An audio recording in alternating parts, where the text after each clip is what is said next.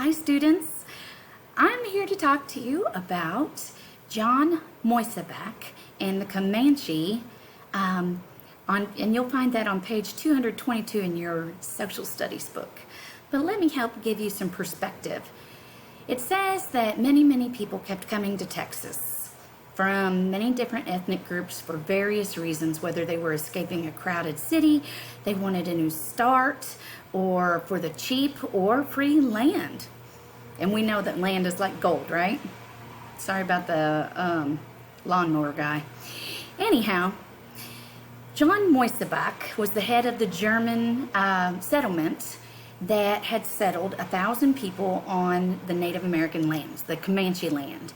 And as you can imagine, the Native Americans got really upset, the Comanche. Let's think about it like this. Let's think that you're in your house. All of a sudden, I show up with my family and my suitcases and everything, and I say, oh my gosh, this is fantastic. I'm moving in right here. I'm going to take this bedroom, and we're going to change this kitchen. We're going to do this.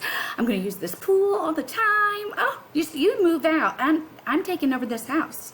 And you say, wait, Mrs. Robbins, I live here. This is my home, and you can't have my bedroom.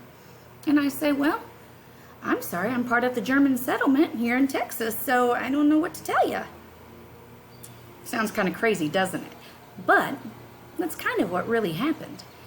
John Moissaback was able to set up a treaty so that the Comanche and the settlers felt a little bit better about the situation.